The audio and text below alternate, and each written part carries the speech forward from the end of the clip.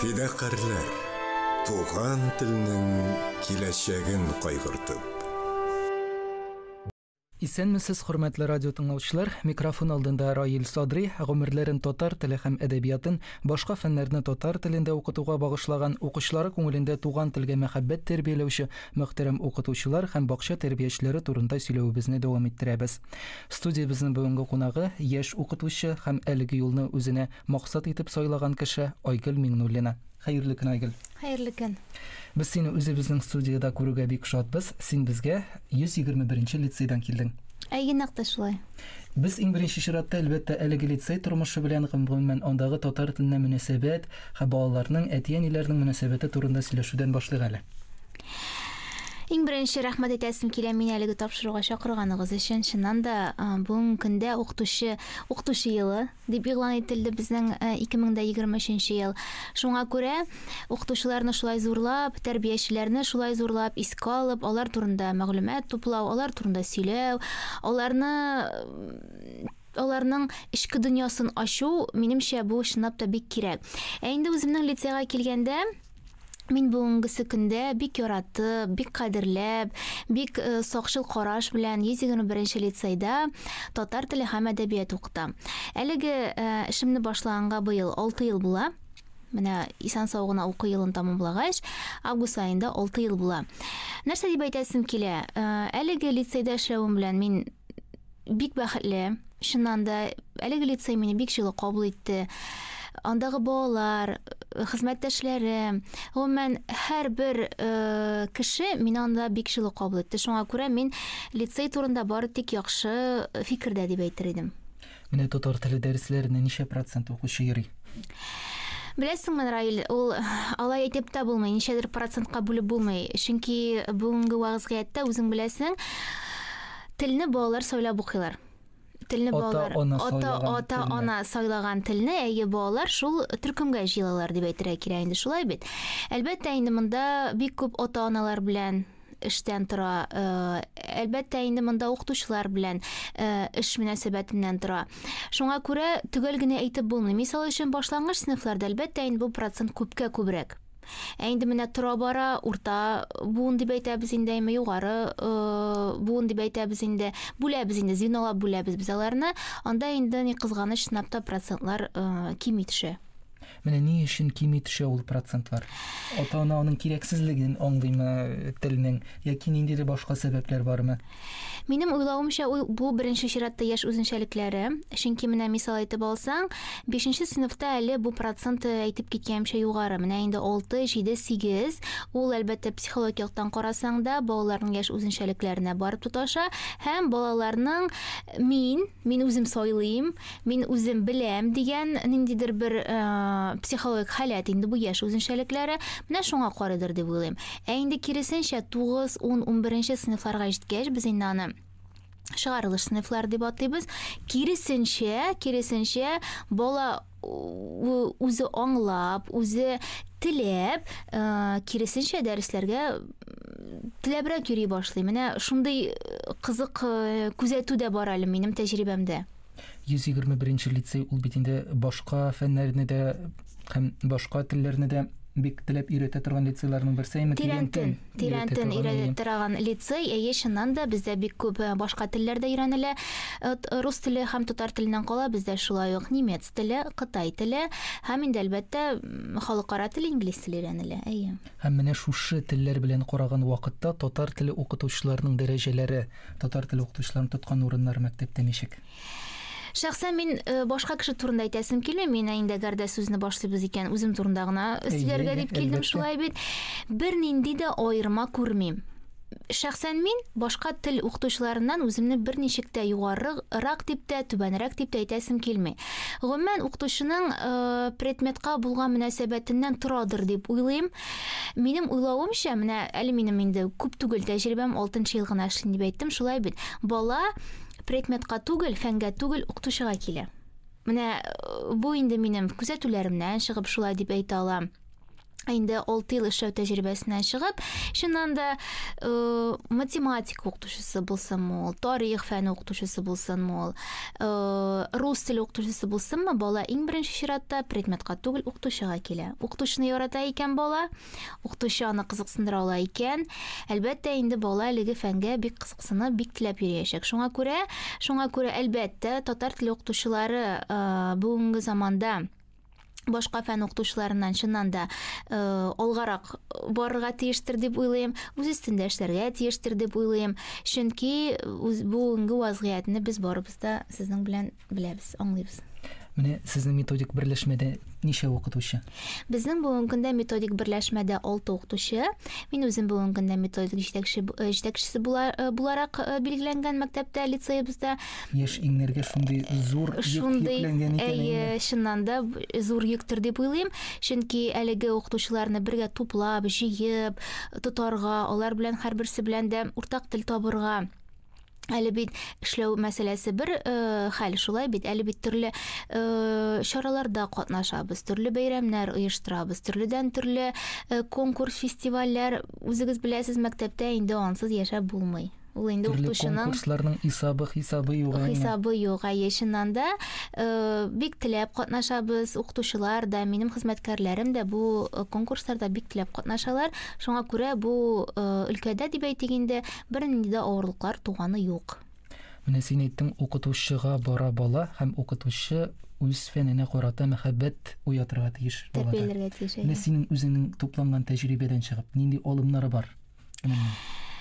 Иң беренче чиратта менә эшли башлаган елларда аны аңлап бетермисең икән, аннары инде чынлап та тәҗрибә туплана, әкрен генә инде акны карадан, караны актан аера башлыйсың, шулай бит. Иң беренче чиратта тагын бер тапкыр кабатлыйм, бала укытучыга килә. Менә шушы мисалны мин шуны дәлилле бер мисал гына әйтәсем килә. Беренче сыйныфта бит инде бала әле бер әйбер дә белми, шулай бит. Ул әле балалар бакчасыннан килгән, әлбәттә ул татар телен укыган. Ул кишернең тәрҗемәсен белә, куянның тәрҗемәсен белеп килә. Инде менә ничек итеп татар төркемнәренә, шәхсән менә мин 6нчы ел татар төркемнәрендә генә эшлим. Татар төркемнәрендә эшлим һәм татар төркемнәренә балаларны җыю авыррак. Мисал өчен, беренче төркемгә җыела татар төркеме дип әйтәбез, икенче төркемгә җыела татар телен яңадан өйрәнүче балалар, һәм инде өченче төркем гомумән татар теленә катнаш, безгә кирәкми дигән өченче төркем шулар туплана. Һәм татар теленә балаларны җыйганда, әлбәттә инде без балалар бакчасыннан килгән балаларны ничек итеп үзебезгә җәлеп итәбез. Шулай кызык килеп чыга, кай вакытта артык тырышып җибәрәмме, артык тырышып ташлыйммы, 30 балалы сыйныфның мисал өчен 20се минем татар төркеменә җыела. Димәк, бит калган төркемнәргә дә балалар саны кирәк, әйме, тигезрәк килеп чыксын өчен инде. Менә шундый кызык кына хәлләр булгалап та куя. Мин нәрсәдән дип уйлыйм? Иң беренче чиратта мин балаларның психологиясын яхшы беләмдер дип уйлыйм. Чөнки бала бит инде ул менә чәчәк атып килә торган, бүрләнгән генә бит инде, әйме. Алар белән барыбер алар телендә сөйләшергә кирәк. Мин әле хәзер әйтәм, башлангыч сыйныфлар өчен җавап бирәм. Аларны дустың итеп кабул итәргә кирәк. Алар шуны тоялар, шуны аңлыйлар. Баланың психологиясе бит үзе бер дөнья. Аны аңлаган кеше чыннан да ничек дип әйтим, аны тоярга тиеш. Шуңа күрә баланы берничек тә менә синнән булмый, синнән килеп чыкмый, сиңа авырак дип әйтү гомумән минем практикада юк. Син булдырасың, синнән барса килеп чыгачак, син искиткеч укучы, менә шундый сүзләр белән мин аларны канатландырып, илһамландырып, менә шулай бергә матур гына эшлибез. Менә татар төркемнәре дидең, әйме. Бу төркемдә алар ни дәрәҗәдә татарча белеп киләләр? Төрле балалар бар. Алар иң мөһиме сөйләшәме? Сөйләшкән балалар да бар. Бик яхшы сөйләшкән балалар да бар. Һәм инде ни кызганыч, әтисе, әнисе татар булып та, үзе бик матур татар исемен йөртеп тә, татар фамилиясын йөртеп тә, ни кызганыч, әбидән, бабайдан, куяннан, песидән кала гайры сүз белмәгән укучылар да бар. Инде бу яшерен батырын түгел. Шуңа күрә инде без төркемнәргә менә шулай 3 төркемгә бүлү ягында, һәм бу чынлап та дөрестер дип уйлыйм. Төркемгә җыела башлангыч белем алучы балалар, инде дәвам итүче балалар дип без бик яхшы белгән балаларны һәм инде гомумән татар теле белән кызыксынмаган балалар җыела төркемнәргә. Менә сөйләшә белү, сөйләшә алу, ул бары тик мәктәп эше генә түгел бит инде бүгенге көндә. Әти-әниләр белән кулга-кул тотышып эшләгәндә генә нәтиҗәләргә ирешеп була торгандыр. Әлбәттә шулай. Һаман да шул башлангыч сыйныфлардан аерылып китмичә генә мисал китерәсем килә. Башлангыч сыйныфларда бигрәк тә балалар белән эшләү кызык бит инде ул. Төрледән-төрле чаралар, фестивальләр үткәрәбез. Һәм бит шунысы кызык, әти-әни бит баласының теләген күреп, аның үсүен күреп, әйме, аның кызыксынуын күреп, ул телгә дә бит ниндидер мәхәббәт уяна әти-әниләрдә дә. Шуңа күрә миңа калса укытучы белән әти-әни тыгыз элемтәдә торган очракта гына бу инде бу эшне тормышка ашырып була. Мисал өчен, татар телендә без концертлар күрсәтәбез, әйме, әниләр, әтиләр өчен. Төрледән-төрле проектлар эшлибез. Әти-әниләр бик кызыксынып бу эшкә алыналар. Үзләреннән үзләре ничек кирип киткәннәрен дә сизмиләр. Аннары бик күп җавап хатлары килә. SMS формасында инде шалтыратып шуннан да менә бу эш әти-әниләр белән булганда гына зур уңышка ирешәдер дип, алып киләдер дип уйлыйм мин. Балалар психологиясын беләм дип әйттең син, менә миңа калса, менә моны төпле белемсез эшләп булмый. Әлбәттә. Димәк, белем төпле бирелгән, ул инде Казан федераль университетында. Әйе, Казан федераль университетында шуннан да бик төпле белем бирелде. 10 ел уку дәврендә инде без синең белән сөйләштек, шулай бит психологияның кайсы гына өлкәсен айкап чыкмаганбыздыр инде. Әлбәттә, менә баланың туганнан алып тормышка үз аягы белән атлый башлаганнан чыгага кадәр дип әйтик инде, психология өлкәсендә бик зур белем бирелде. Әлдә хәтерлим, бик күп кенә танылган бу өлкәдә бик күп кенә үзләреннән өлеш керткән психологларның, галимнәрнең безне менә шулай белем биргәннәр өчен чынлап та бик зур рәхмәтле, бик зур рәхмәтле. Рәхмәттән кала сүз юк. Менә син рәхмәтле, ләкин кайбер вакытта шундый фикерләр ишетергә туры килә. Мәктәп һәм инде университет алар аерылган бер-берсеннән дип. Менә университетта алган белемнәр мәктәптә эшләми дигән фикерне дә ишетергә туры килә. Бу уңайдан синең. Мин беләсем, Раил, гомумән эшләми, барып чыкмады, дөрес өйрәтмәгәннәр ахры, булай булмаган икән ул дигән принцип белән яшьтергән кеше түгел. Аңлыйсыңмы? Булдырмасам булдырам үзем дисең. Әлбәттә, әгәр дә сиңа нәрсәндә булса биреп бетерә алмаганнар икән, бәлки, әйме, бәлки син үзең алып бетерә алмагансың икән, тот та үзең укы, үзең өйрән, үзең тәҗрибә тупла. Кеше нәрсә өчен акыллы булып санала. Менә шушы хаталарны, кимчелекләрне өстендә эшләү өчен һәм шуны тулыландыру һәм байыту өчен берәү дә сиңа китереп әлбәттә бирмәячәк, идеаль дәрес план конспектта китереп бирмәячәк. Шулай бит. Берәү дә сиңа идеаль дәрестә китереп бирмәячәк синең кулыңа. Әлбәттә инде менә шулай шаблонны биргәннәр, син шул шаблонны алырга тиеш. Күпме һәр кешенең белеменә карап, хәтеренә карап бит инде лай бит, кем күпме булдырала һәм шуны үзең тулыландырырга тиеш. Инде әлбәттә әзерне алып килеп биреп, менә сиңа шулай булырга тиеш, ул менә сиңа идеаль план конспект дәресе, шуның буенча гына эшлә дигән әйбер минемчә ул дөрес түгел. Шуңа күрә һәр кеше үз өстендә эшләргә тиеш беренчедән. Бик күп бүгенге көндә төрледән-төрле мәгълүмати ишаралар, әйме. Балалар психологиясын өйрәнәм дисеңме, педагогиканы өйрәнәм дисеңме, алда өйрән, эшлә. Айгөл, менә мин шуңа тагын игътибар итәсем килә. Син бик тә авыр, кыен булган, инде без бу тапшыруларда ул турыда еш сөйлибез. 2017 елда мәктәпкә килеп кергәнсең икән. Зур үзгәрешләр елында дип әйтергә кирәк.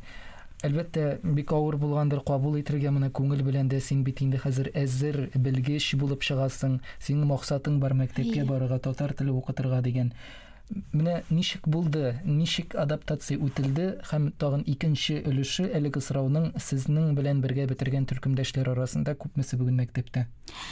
Бик ярага да кагыла торган сорау бу, Раил. Бу бик четерекле мәсьәлә. Менә инде сүзне синең сорауга җавап биргәнчә аз гына мәгълүмат биреп китәсем килә. 17 елны шаулатып, гөрләтеп, 3 төркем, 25-шәр студенттан Казан федераль университетінің тотар филология бүлеген тамамладық. Әйбет. Һәр бірімізге шунда ук безне эшкә чакырып алдылар. Һәр бірімізге төрле мәктәпләрдә, лицейларда, гимназияларда эш урыннары тәкъдим ителде. Кемнәрдер инде практик үткәннән шунда калды. Менә мисал өчен мен 2 ел практик үтеп, лицейбызда калган хезмәткәр, белгеч барыбызга да урыннар тәкъдим ителде булды. Бик матур гына сентябрь айына шундый зур көчләр җыеп, әйбит белемнәр туплап эшкә керештек. Һәм октябрь айында, октябрь айын мен бик яхшы хәтерлим. Менә шушы хәл килеп чыкты. Мин эшкә килгәндә безнең лицейбызда 14 татар теле укытучысы бар иде, Раил. 14. Бүген көндә 6 дип әйттем, әйме? 14 татар теле укытучысы бар иде. Ничек булды бу? Әлбәттә бик кыен булды. Аны искә төшергән сайын әлдә ярага кагыла бу. Беренче эшкә килгән елны үзең уйлап кара инде, яңа гына эшли башлыйсың һәм менә шулай. Безгә әйтәләр, хөрмәтле хезмәттәшләр, менә шундый хәл килеп чыкты. Татар теле саны кыскара, әлбәттә инде. Безнең хезмәткәрләрнең дә санын кыскартырга кирәк. Ул вакытта күп кеше үзеннән үзе китеп барды мәктәпләрдән. Чөнки инде кыскару була дип ничектер үзләренә-үзләре куркып калдылар һәм күбесе төрле җирләргә таралыштылар. Менә шул вакытта да кешенең психологик яктан ныклыгы сыналды. Менә әле ул вакытта берәйбер дә билгеле түгел иде, сүзләр бит, сүз йөри бит инде, үзең беләсең, шулай бит кыскара икән. Менә шул 1 генә сәгатькә кала икән, 2 генә сәгатькә кала икән. Халык үзенә үзе таралып бетте. Хәтта менә минем төркемдәшләрем арасында да булды шундыйлар, әле аларга берәйбер дә әйткән кеше юк, әйбет түгел, конкрет информация юк. Кайсы сатучы булып китеп барды, кайсы тагын кайдыр урнашты. Менә шул вакытта да чынлап та бик нык психологик яктан басым ясалды. Һәм әлбәттә инде кешенең психологиясе шулай төзелгән. Әле ул беләме юкмы, инде нидә булса нәтиҗәгә килеп, менә шулай эш урыннарыннан китеп бардылар. Кыскарулар булды, әлбәттә. Тик инде ул кыскару булды дигәч тә сәгатьләр саны кыскарды. Безнең лицейда кыскартулар булмады диярлек. Укытучыларны бүленде. Безнең укытучылар кемдер, мисал өчен башлангыч сыйныф укытучысына китте. Кемдер яңадан үзенең белемен туплап, переподготовка дибез инде әйбит, башка фән укытуга күчте. Менә шулай итеп инде без бу ситуациядан горур гына чыга алдык дип әйтә алам. Кыен булды, бик кыен вакытлар ул, чыннан да яшь укытучылар өчен бигрәк тә кыен булды. Менә шулай итеп яңадан үзебезне кулга алып эшләп киттек аннары. Бүген менә сезнең төркемнән ничә кеше якынча булса да мәктәптә калды? Якынча булса да, әйттем бит инде 90% безнең мәктәпләргә урнашкан иде. Бүгенге көндә 30% тирәсе безнең менә мәктәпләрдә эшләп калдылар. Һаман да шул кеше рухлы, сынмаган, бирешмәгән кешеләр бүгенге көндә мәктәптә эшлиләр. Калганнары инде әйтеп китүемчә, менә шулай язмыш аларны төрле якка ташлады. Үзебез сайлаган язмыш. Әлеге спектакльдә уйнаган идең, әйме? Туфан Минуллинның үзебез сайлаган язмыш спектаклендә, Динә ролендә, искиткеч матур мизгелләр, һаман да шул бер сүз, рәхмәттән башка сүз юк. Гомумән шәхес буларак мин бер генә әйбер әйтәсем килә инде, менә уку йортына, син уку йортын телгә алдың бит, әйме? Шәхес буларак үсү өчен, шәхес буларак тагын да камилләшү өчен искиткеч уку йортларының берсе. Сүз дә юк, әйе. Һәм әлеге уку йорты белән синең бик күп еллар бәйләнгән. Ул башта инде бакалавриатта укуйм, аннан соң магистратурада 2 ел, аннан соң тагын әле аспирантураны да тәмамлагансың икән. Ничек өлгерә идең дәрестән университетка чабырга, университеттан дәрескә чабырга? Чыннан да, Раил, менә гомуми алсаң, уку дәвремне 2012 елда мин Казан федераль университетының ишеген атлап кирдем. Һәм менә 2022 елның октябрь айында 3нче югары белем була инде, шулай бит, аспирантура дипломын кулыма алдым. Һәм нәрсә дип әйтәсем килә, күп кеше сорый инде, үкенмисеңме, шулай озак алҗытмадымы дип. Төрле вакытлар булды. Моментлар төрле була инде, ул кешедән соң бит инде яңадан 5 ел укыган булып чыгамай бит. Тик шулай да менә хәзер аңлыйм, һәрбер әйбер үз вакытында кирәк, һәм бу чынлап та минем өчен бик зур әйбер икәнлеген аңладым. Һәм синең инде әгәрдә сорауыңа кире кайтып әйтсәк, чыннан да һәрбер уку, белем ул кеше өчен бик файдалы. Нинди генә белем булмасын, ул переподготовка дибез инде, ансында үттем. Башлангыч сыйныфлар укытучысы да әле мин. Ул өлкәндә үзләштердем. Һәрберсе үз урында кирәк. Иң мөһиме максат куйырга һәм шул максатыңа әкрен-әкрен генә ирешергә дип уйлыйм инде мин.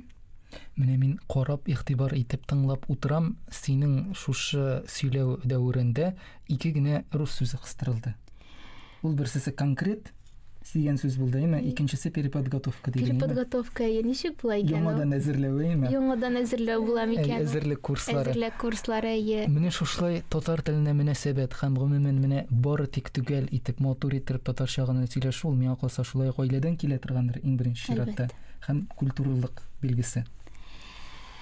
Гаиләдән килә, бөтен әйбер гаиләдән килә. Иң беренче чиратта мин инде мамадыш гүзәл табигатькә бай, бик ничек дип әйтим, тырыш, мул, бай табигатлы мамадыш ягыннан, гомумән диалектология укыган кеше буларак шуны әйтәсем килә, Казан арты сөйләше һәм мамадыш сөйләше дигән сөйләшләр бар бит инде.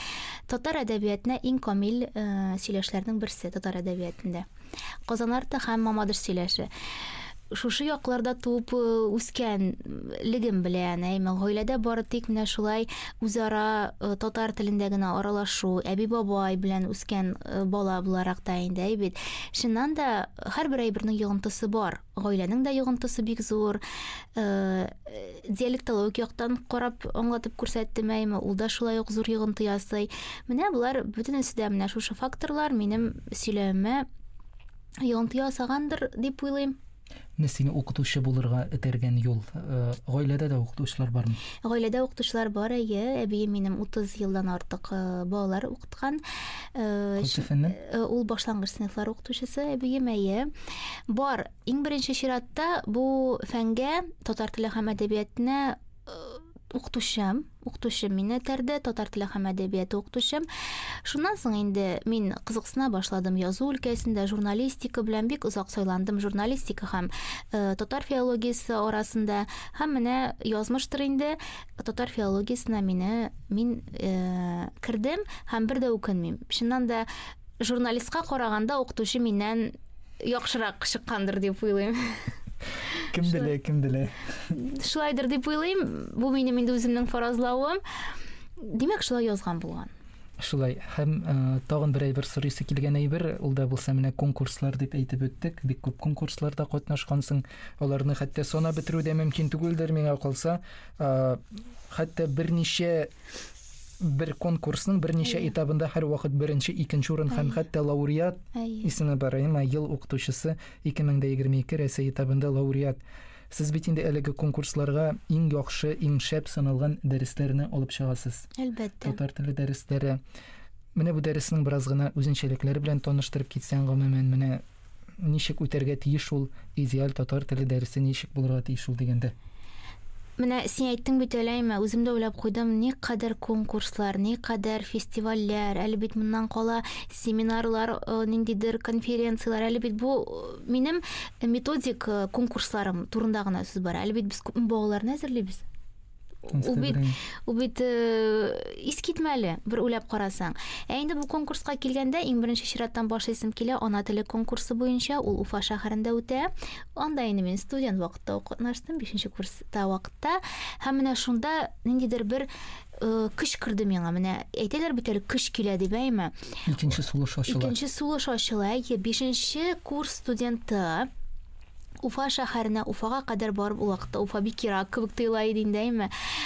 Уфага кадәр барып, бик Рәсәйнең төрле шәһәрләреннән, төрле районнарыннан килгән студентлар белән көч сынашу мине һәм гран-при алу чынлап та бик зур этәргеч булды. Инде ел укытучысы конкурсы гомумән мине башка яктан ачты. Чыннан да кешедәге көч икән, Раил.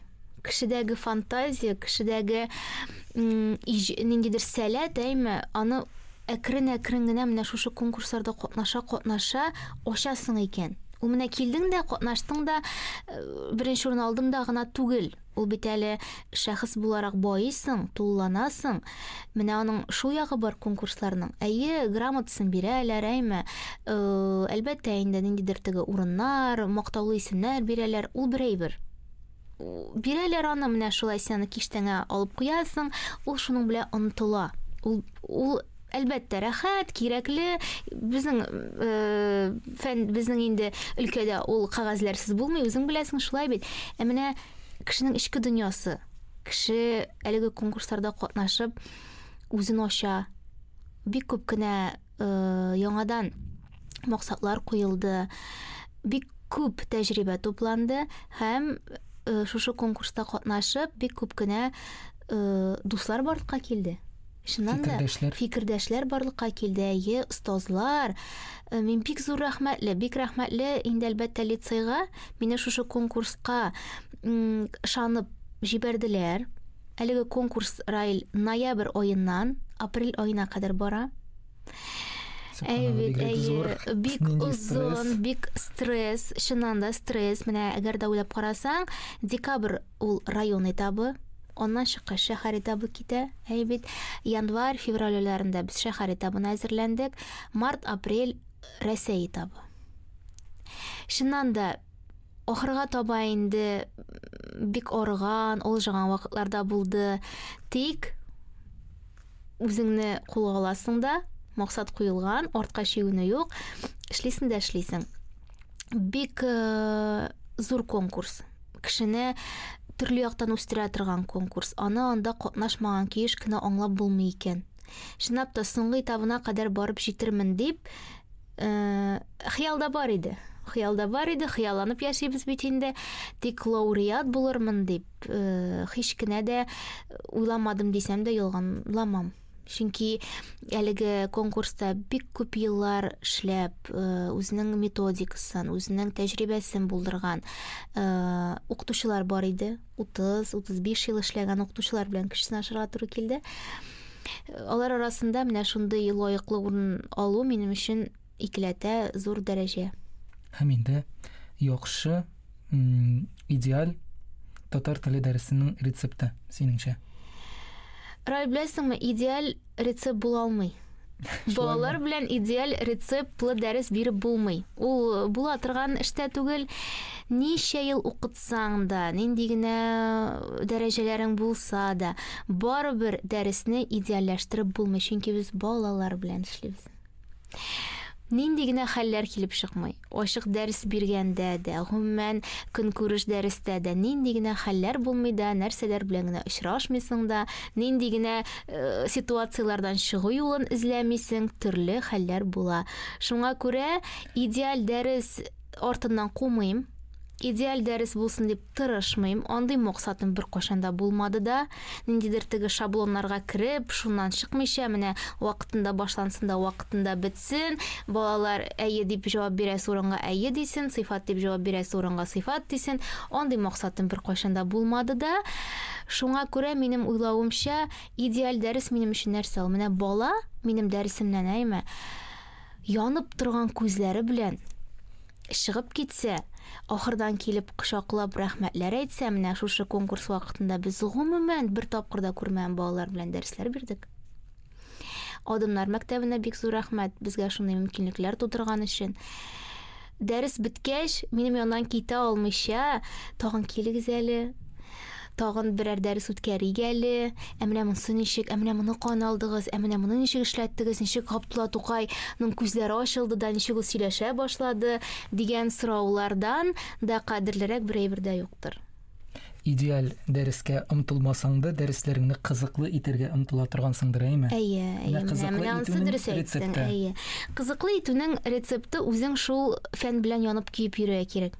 Әгәр дә син ул фәнне яратмыйсың икән, аның ничек дип әйтим, төбенә кадәр төшенеп бетмисең икән, син берәүне дә кызыксындыра алмыйсың. Бу булсын математика, бу булсын рус теле, булсын ул тарих, әйме. Менә минем тарих укытучыларына дәресләрен күргәнем бар. Менә ул фәнне яратмаган киш, аны берничек тә аңлатып сөйләп биреп булмый. Менә минем дә нәкъ шулай. Үзем телне яратам, әдәбият дип җан атам. Шуңа күрә менә укучыларым да аны тоялар, сизәләр һәм үзем кебек үзләр дә сизмәстән мавыгалар. Менә шул. Шуңа күрә кызыклы итүнең максаты шул. Һәм инде әлбәттә бүгенге заман укытучысы ул алдынгы булырга тиеш. Шуңа күрә төрле технологиялар, кейс технологиялар, алымнар дибез инде, ысуллар дибез. Аны төрлечә әйтеп булар айыл. Аның инде төрле матурак исемнәр дә бар, әйме кейс технологиялар һәм башкалар. Тик алар барысы да бер әйбергә кайтып кала, бер калыпка салына. Ул инде фәнгә кызыксыну уяту. Менә аның төп максаты шул. Һәм Аллага шөкер, бүгенге көндә әлеге максатка ирешелеп киленә. Дәресләремнән бик канагат. Нәрсәдән күрәм дәресләремнең канагат икәнне балалардан күрәм. Шуннан да бирек әдәбият дәресләрен бик яратып укыйбыз. Шуннан да һәрбер геройның ичке халәте, аның тышкы халәте, әйме. Шуннан да балалар әдәбият гомумән бик кызыклы фән бит ул, бит әле баланы укый белүгә өйрәтү генә түгел, ул бит әле шәхес тәрбияләү. Яшәргә өйрәтү. Шушы геройлар аша без балаларны яшәргә өйрәтәбез. Һәм шуңа күрә әдәбиятта да, татар телендә дә бүгенге көндә бик күп технологиялар, алымнар, ысуллар кулланабыз, аларны яратып үзләштерәбез. Тагын да бер сүз инде, менә бүгенге көндә бит безнең укытучыларның яраткан сүзләре бар. Менә башка фән укытучыларына җайлы, аларның бу әйберләр дә бар, теге әйберләр дә бар. Менә алдың да, укыттың да, битте. Юк, алай түгел. Менә сиңа китереп бирсеннәр, әйме, дөньяның иң яхшы ысулларын, алымнарын, технологияларын, әгәр дә укытучы аны бирә белмәсә, аны балаларга җиткерә белмәсә, ул әйберләрнең бер кирәге дә юк. Һәм менә әдәбият дәресләре, татар теле дәресләре ничә сәгать атнасына? Ул бит әле Раил беләсең, ничек мәктәпнең нинди булуына карап. Менә мисал өчен мин рус мәктәбендә укытам. Һәм бездә инде ул әлбәттә башка гимназиялардан, татар гимназиялары бар бит инде, аерыла. Мисал өчен без бүгенгесе көндә атнасына бер татар теле укыйбыз, атнасына бер әдәбият укыйбыз. Мин беләм гимназияларда, аларда 3 сәгать татар теле укытыла һәм 1 сәгать әдәбият. Менә шунда да аерма бик зур. Һәм менә бөтен әдәби әсәрләрне 1 сәгать эчендә калдырырга туры килә бит, әйме? Бик кыен. Син менә шулай ук бик ничек дип әйтим, күңелгә тигән сорау бирдең. Әдәбиятны 1 сәгать эчендә берничек тә өйрәнеп бетә алмаганны син дә беләсең, мин дә бик яхшы беләм. Әле ул башлангыч сыйныфларда ярый, анда инде әсәрләр кыска бирелә, әкиятләр инде алар. Алай узун әкиятләр программага кертелмәгәннәр. Бик кыен хәл 9-лар, 10-лар, 11-ләр белән. Нинди зыядлы язучыларыбызның, Фатих Амирханнарның, Галимҗан Ибраһимовларның ни кадәр күләмле әсәрләрен, менә ни кызганыч, тирәнтен биреп бетереп булмый. Бу яшерен батырын түгел, күңелгә тия. Әлбәттә, бу әйбер күңелгә тия. Рәхәтләнеп, менә озак иттереп, тәмен белеп, һәрбер ничек дип әйтим, һәрбер персонажны ачып, геройны ачып, күңел халәтен ачып, бик талай эшлисе килә, тик бүгенге көн вазгыяте шулай. Алайда менә бу әсәрләрнең кайсы өлешләрен аласыз менә? Сүземтәсен дип әйтик инде әлеге әсәрләрнең. Аларга тырышасыз. Аларга тырышабыз. Иң мөһиме бүгенге көндә 1 сәгать әдәбият укыткан дәврдә дип әйтик инде, бала иң мөһиме геройларны ача белсен. Димәк, без иң беренче чиратта геройларны ачабыз. Икенче чиратта без сюжет линиясына игътибар итәбез, чөнки балалар барыбер дә инде герой белән генә шикләнеп калмыйча, сюжет линиясын белергә тиеш. Һәм вакыйгаларны тарих белән бәйли белергә тиешбез. Менә иң мөһиме шул. Без бит әле без предмет ара бәйләнеш дигән бүгенге көндә бик популяр технология инде ул. Предмет ара бәйләнеш, ягъни татар теле һәм әдәбият дәресләре үз шигендә генә кысаларында гына калмыйча башка предметлар белән дә бәйләнештә булырга тиеш. Бу барлык предметларга да кагыла. Шуңа күрә менә ни өчен әлеге дәвердә шушы әсәр иҗат ителә. Ни өчен әлеге дәвердә шушы тематика, шушы тема кузгатыла, ни өчен күтәрелә, проблеманы табабыз. Һәм әлбәттә тарих белән әдәбиятны тарихсыз күз алдына китереп булмый инде. Чорлар, дәверләр, дәвердә барган вазгыятьләр, проблемалар, булар барысы да дәрестә күтәрелә. Менә иң мөһиме шушы 3 факторны әйтер идем мин. Һәм менә шушы 10-11 сыйныфлар турында сүз бара дигәндә, бит Фатих Әмирханнар турында, Гаяз Исхакилар турында сүз барганда, аларның әсәрләрен аңлый аламы? Барып җитәме аларга? Кыска гына өлешен укыган чакта да. Яшереп әйтәсем килми, шуннан да авырак бирелә. Әйтеп үткәнемчә, рус мәктәбендә укытам бит инде бит. Татар төркемнәре булса да, кайбер сүзләр, хәтта җөмләләр кайвакытта аңлашылып бетмәскә мөмкин. Анда ичракта инде сүзлек. Сүзлекләр белән эшлибез, балалар бик яратып сүзлекләр белән эшлиләр. Аңларга тырышалар. Бу иң мөһиме. Ничек соң әле ул? Ничә менә була дип әйткән? Нәрсә дигән аңлата соң ул дигән сораулар яшь килгәч, балалар кызыксына дигән сүз. Шуңа күрә әлбәттә авырлыклар бар. Рус теле аша аңлатырга тырышасызмы бу әсәрләрнең кыскача эшләгән? Әлбәттә, мисал өчен инде һаманда шул башлангыч сыйныфларга кайтсак та, урта буынга кайтсак та, менә карагыз әле, менә бу рус әдәбиятында да шушындый персонаж бар бит, темада бер үк бит дигән чагыштырулар әлбәттә ул бик кирәк. Мин аның бернинди гаебен дә күрмим. Чагыштырып укыту. Юк, алай түгел иде сорау. Менә русча сөйләп бирәсезме аларга татар теле дәресендә? Әлбәттә, әгәр дә ул бала аңламый икән сүзнең тәрҗемәсен, әйтәләр бит дәрестә рус теленнән кергән сүзне кулланмаска дип әйме. Әгәр дә ул бала аны аңламый икән, аны ничек хәрәкәтләр белән күрсәтеп аңлатабыз? Юк, алай әйтмибез. Тотабыз да рус теленнән тәрҗемәсен табып укыйбыз. Ул аны истә калдыра. Беренчедән, истә калдыру өчен дә бик файдалы. Икенчедән, тәрҗемәсе менә ачык. Һәм синеңчә, бүгенге көндә татар теле дәресләренең төп максаты нәрсә булырга тиеш? Татар теленең төп максаты шәхес тәрбияләүдә дип уйлыйм. Әдәбият дәресләре турында хәзер сүз бара. Шунысы да кызык, татар теле дәресләре яңа әсбаплар белән укытабыз бүгенге көндә, бик яратып балалар укыйлар. Үземнең остазы Мөслия Максимовна Шакурова дәреслекләр белән укыйбыз һәм аерыла. Менә яңа дәреслекләр иске варианттан аерыла. Яңа дәреслекләрдә нәкъ тә басым шуңа төшкән, баланы тема белән бергә тәрбияләү. Менә мисал өчен 4-нче сыйныфларда дәрес алып барып килдем яңарак кына. Бирелгән шундый тема, әйме. Кәләпүшем калфагым дигән подтема кертелгән. Кәләпүшем калфагым дигән подтеманы ачтык, балалар күрделәр. Калфак та бар, кәләпүш та бар, читек та бар, камзул да бар. Шулай бит, димәк, татар халкының милли киемнәрен барлыйбыз. Һәм тема бирелгән, сыйфат. Димәк, шундый итеп күнегүләр эшләнелгән. Калфак аша сыйфатны билгелибез. Әйме, калфак нинди? Кызыл, чуар, бизәкле һәм башкалар. Мин инде хәзер теге тирәнрәк кирип киттем. Тик менә без шушы тема аша бүген балалар белән татар халкының милли киемнәрен белеп кайтып киттек. Менә бу тәрбияләү, шулай бит. Шуңа күрә, шуннан да замана белән бергә атлыйбыз. Дәреслектәрдә шуңа юнәлтелгән, шуңа шул якка таба каралтылган һәм бүгенге көндә зорланырлык, менә юк безнең, булмый безнең дип әйтерлек бернинди дә, ничек дип әйтим, бернинди дә авырлыклар күрмим. Тырышырга кирәк бары. Тырышырга кирәк, үзеңнән тора.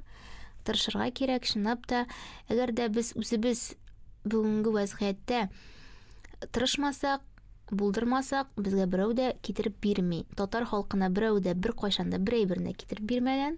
Кайсы гына заманны алып карасаң да, безнең язмышка шулай язылган. Үзебез тырышып, тырмашып булдырырга.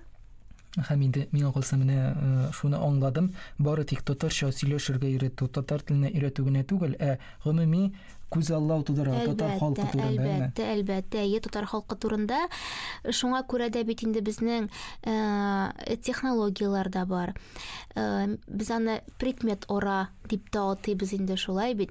Менә дәреслекләр дә шуңа юнәлтелгән. Без укытучылар төрле семинарларда, төрле конференцияларда шынап та үзебезнең тәҗрибәбезне туплап, бергә фикер алышабыз һәм менә гомуми йомгак шулай килеп чыга. Шынап та бала дәрестән бары тик сыйфат сүз төркеме, фигыль сүз төркеме белеп кенә түгел, шуңа ияреп татар халкының нинди бай, нинди ничек дип әйтим, бар яктан да камил булган тел икәнен аңлап, халык икәнен аңлап чыгып китергә тиештер дип уйлыйм. Менә мин дәрестән шундый максат куям һәм әкрен генә шул максатларга киләбез, эшлибез, тырышабыз.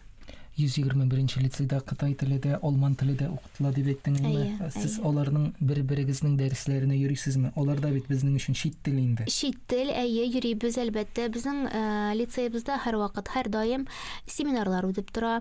Без башка хезмәттәшләребезнең тәҗрибәсе белән уртаклашабыз. Шуннан да укытучылар тырышалар, булдыралар. Мин ул дәресләрне караганым бар. Менә алардан нинди уңай әйберләр алырга мөмкин? Алардан нинди уңай әйберләр алырга мөмкин дигәндә, аны инде менә хәзер теге конкрет һәрберсенә тукталып әйтәсем килми. Тик менә шунсы бик кызык һәм ничек дип әйтим, әзрәк кытыклап та тора безне. Технологиялар, аларда инновацион технологиялар дип әйтәбез инде без аларны, күбрәк. Менә шул ягы белән алар бездән өстен дип әйтү ничегрәк булыр икән? Өстен дип әйтсәм, алдарак. Менә шул ягы гына бар. Интерактив технологиялар дибез инде, аудио, видео технологиялар кулланып эшләү алымнары аларда күбрәк, материал күбрәк. Менә шул ягы белән әлбәттә инде алар әзрәк алдырталар. Менә Сингапур технологиясе турында әйтсәк тә, Сингапур технологиясе белән без дә эшлибез, сүз дә юк, аның алымнарын, аның ысулларын без дә кулланабыз. Тик аларда ул җайлырак эшләнелгән һәм мәгълүмат күбрәк. Менә бер мисал гына әйтеп киттем Сингапур технологиясе буенча. Алар инде аның белән бик күптәннән эшлиләр. Бик күптәннән, хайран еллар инде. Бездә әле ул, менә ничек дип әйтим, кергән, бездә дә бар, бездә эшлибез, тик бераз арттарак калып. Бүген синеңчә кайсы дәреслекләр үзеңә күбрәк ошый? Кемнең авторлары белән эшләргә яратасың? Менә безнең тапшыруда булучылар барсы да сәламне мактыйлар. Бу турыда беләс торгансыңдыр. Әлбәттә. Менә бүгенге көндә бездә бит инде 3 дәреслек буенча дәресләр алып барыла. Ул безнең үпкәләмәсеннәр Мещерякова, Максимов һәм Сәләм дәреслекләре буенча эшлибез. 3 этапта 3 бүленгән бит инде, әйме. Өчесендә дә минем эшләп караганым бар. Өчесендә дә мин үземне яхшы белгештер дип саныйм. Чөнки Максимов безне укыткан кеше, 4 ел безгә методика укытты, татар теле методикасы укытты. Тик шулай булса да, күбрәк мин Мещерякова методикасы яклы, чөнки мин үземнең дәресләремдә аның барлык алымнарын да кулланам. Менә башкалардан аермалы буларак, нәрсәсе белән ошый? Уен технологиясе. Менә нинди баналь кебек бәлки хәзер ишетелер, әйме уен нәрсә инде уен. Шулда булдымы инде дип әйтәйме? Тик балалар уен дип үзләре дә аңламастан, үзләре дә сизмәстән телне су кебек эчәләр. Менә ул ни дәрәҗәдә ул шулай балаларга керә, ничек ул эшли, мин аны әле дә аңлап бетерә алмыйм. Тик бу шулай. Аны бер нәрсә дә эшләтеп булмый. Уен аша бирәсең икән, теманы уен аша бирәсең икән, материалны бала инде аны 90-80% белеп үзләштереп чыгып китә. мөгъжиза, менә башка сүзем юк. Әлбәттә, аның алымнары бар, калыплары бар, ул турда мин хәзер сөйләп тормыйм. Шулай да менә бармакта гына булса да, на пальцах дип әйтәләр бит инде әйбит. Менә гади иттереп кенә аңлатып күрсәтәләр. Менә әйтик, сыйфатны өйрәнгән вакытта сыйфат темасы дип әйтелә. Менә шушыны уен иттереп ничек биргән. Менә бүген генә уйнап килгән уенны сөйлим. Ул инде бик гади кебек тоелыр бәлки, тик тәҗрибә бит инде бу шулай бит. Менә мисал өчен минем серле сандыгым бар. Алар инде аңа тимиләр, минем рөхсәттән башка ул серле сандыкка кагылырга ярамый. Ул бик матур итеп эшләнгән, ул шулай ачылып китә, анда теге матур ташлар ябыштырылган инде әйбит. Менә мисал өчен, сыйфат темасын өйрәнгәндә алдым мин аларга рәсемнәр бирәм инде, шулай бит. Менә мисал өчен алма.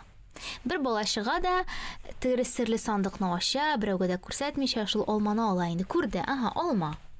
Анда булырга мөмкин шын алма, булырга мөмкин алманың рәсеме, ансы мөһим түгел, гомумән дә мөһим түгел. Һәм алар уен уйныйлар. Әйе, юк уены дип атала инде ул. Әлеге бала чыгып баса уртага һәм калганнар әлеге предметны тасвирлый торган сыйфатлар әйтергә тиешләр. Менә мисал өчен, ул түгәрәк. Әйе ди бала. Әйе, юк уены бит. Ул башка сүз әйтергә тиеш түгел, ул бар тик әйе һәм юкны гына әйтә ала. Яшел, әйе, озынча, юк. Мисал өчен әйме. Шушы алманың барлык сыйфатларын әйтеп бетергәнче уен тамамланмый. Менә кем алмага туры килә торган сыйфатларны иң күп әйтә, ул кеше җиңүче, әлбәттә инде. 5 куела, ул бит тырышкан, әлбәттә. Менә шушы уен аша без билгеләрдә куябыз. Тырыша, алманың барлык сыйфатларын әйтә, һәм ул җиңүче, һәм икенче уенга ул чыга. Менә уйлап карарай, ни кадәр сыйфат әйтеләме, ни кадәр балалар сүзлек запасын байыталар. Һәм анда шунысы да искә алынырга тиеш, рус сүзе кулланырга ярамый. Менә бу дәрестә мин үземдә буласы килеп китте хәзер. Әйе, чыннан да бик кызык. Балалар уйныйбыз дип уйлыйлар инде, алар үзләрен уйныйбыз дип уйлый бит инде, әйме? Алар бит сыйфат өйрәнәм дип уйламый да. Чыннан да менә шундый алымнар, менә шундый сулар, уен технологиясе инде ул бик күптәннән. Аны без инде хәзер теге Америка ачкан кебек сөйләп тә утыруда дөрес түгелдер.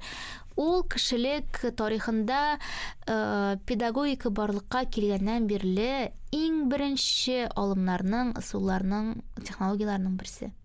Сөйләп тә утырырга түгел, ләкин шулай да менә шушы технологиялар бит нәкъ менә 2017 елдан соң гына активлашып киттеләр. Активлашып киттеләр, Раил, мин синең белән. Безнең ничек иде менә татар теле, ул язып утырып, күнегү эшләп идеме? Мин синең белән бик килешәм. Ничек инде уен уйнап утырасың, ул теге бердә башка сыя торган әйбер түгел иде. Шулай да татар теле укытучысы, менә мин үземнең мисалымда әйтәм, тырыша иде. Һәр вакыт ул нидер плакатлар күтәреп керә иде. Без һәрбер язучыны йөзгә таный идек.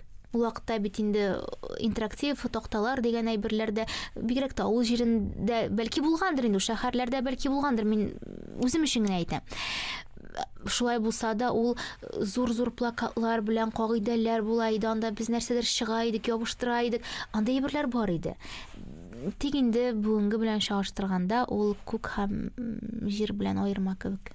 Һәм инде Айгөл, йомгаклы сорауларыбызның берсе булыр. Синеңчә, татар теле укытучысының бүгенге заманда эшләүче, бүгенге көндә мәктәптә эшләүче кешенең иң зур казанышы нәрсә булырга тиеш? Кызык сорау, уйландыра торган сорау булды бу. Маңа җавап бирү өчен чыннан да 1-2 секунд булса да уйларга кирәк. Иң зур казаныш, минем уйлавымча, балаларда үзеңнең киләчәгеңне күрү. Менә бала синең дәрестән чыгып китте, 45 минут утырды ул синең дәрестә, төрлесе утыра инде, шулай бит. Кемдер тыңлап утыра, кемдер тыңламыйча утыра.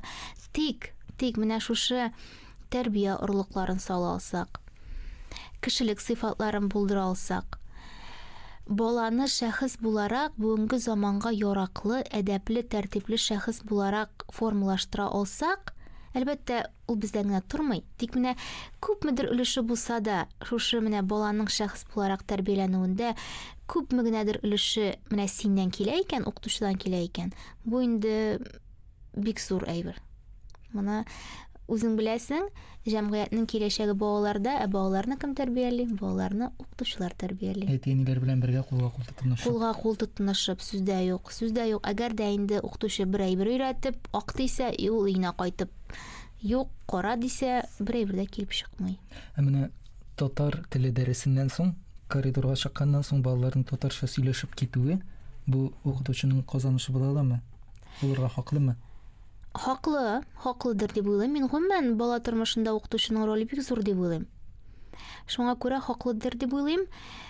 Һаман да бер сүз, әгәр дә инде әти-әни белән берлектә эшләсә, әле бит менталитет дигән әйбер бар, әле бит тәрбия дигән әйбер бар. Әле бит гаиләдәге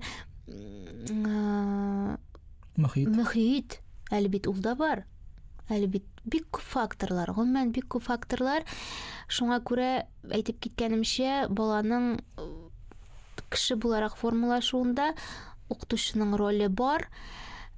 Тик менә күмәкләшеп эшләгәндә генә ул тормышка аша. Менә шул ягы да бар, әйе. Ойгөл, сиңа бик зур рәхмәт безнең тапшыруга килгән өчен, катнашкан өчен, фикерләрең белән бүлешкән өчен, һәм инде уңышлар телибез алга таба да. Бик зур рәхмәт, әйе, тапшыруыгыз алга таба да байысын, чәчәк атсын, уңышлы булсын. Чынлап та мондый тапшырулар бик кирәк. Бер генә бергә игътибар итәсем килә, бигрәк тә яшь хезмәткәрләрне, яшь белгечләрне чыгару, дөньяга чыгару бик кирәк.